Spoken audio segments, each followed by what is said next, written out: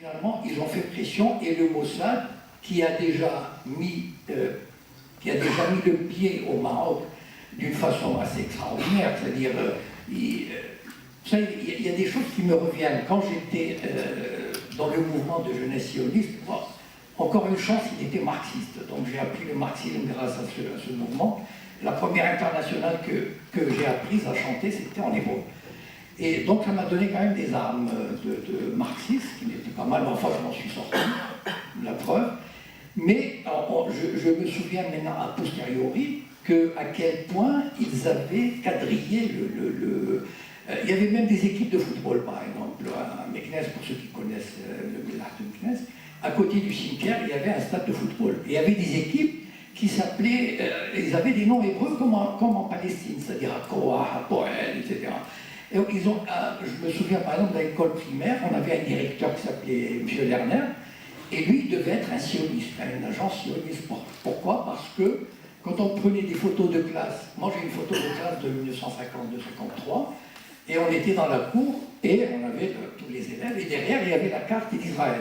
Et alors la carte d'Israël, pas du tout selon les frontières de 48, c'était la carte d'Israël actuelle, c'est-à-dire jusqu'au Jourdain. Donc, et malgré tout, les Juifs ne partaient pas. Seulement, il est arrivé ceci, c'est que le Mossad s'est implanté tellement bien au Maroc qu'il est devenu indispensable au régime.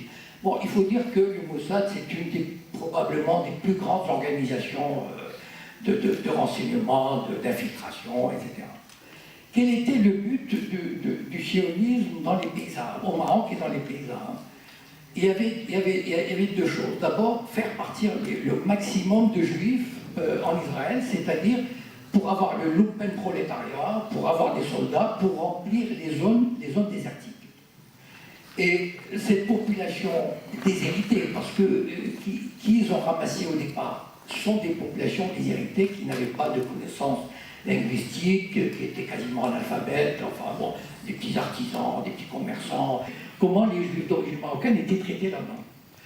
Le but d'Israël était double, c'est-à-dire extirper toutes les communautés juives de tous les pays arabes. Au Yémen, par exemple, ils ont envoyé des avions et ils ont ramassé les gens comme on ramasse du bétail. Les gens ne savaient même pas ce qui leur arrivait.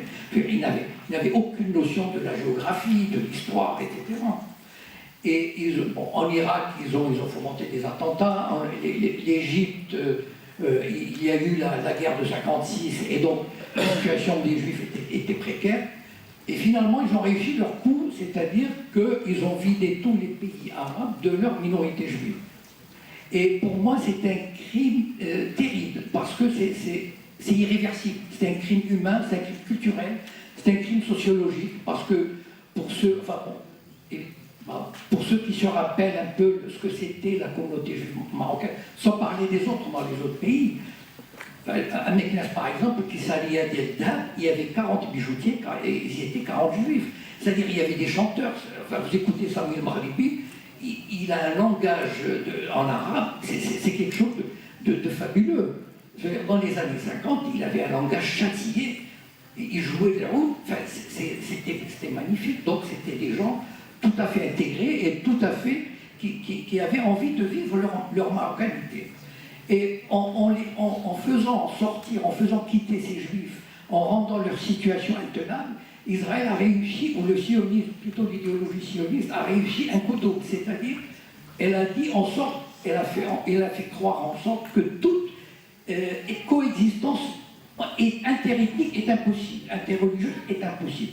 Ceci pour démontrer, pour légitimer a posteriori le fait que les Juifs avaient besoin d'un État en tant que Juifs. Et donc il disait, vous voyez, dans les pays arabes, c'est impossible de vivre ensemble. Voilà. Et ils ont réussi, ils n'ont pas réussi en Occident quand même. Pourquoi? Parce que les Juifs, ils sont les Juifs français, les Juifs américains, les Juifs anglais, et ils partent mais au compte-gouttes. Et il faut voir aussi toute la propagande qu'ils font pour les faire partir. Le sionisme est donc une idéologie qui atteint cet objectif. Et le sionisme au départ, n'avait pas certains objectifs, mais il a commencé à les avoir. C'est-à-dire que l'Occident a réalisé à partir de 1948 à quel point le sionisme et son représentant Israël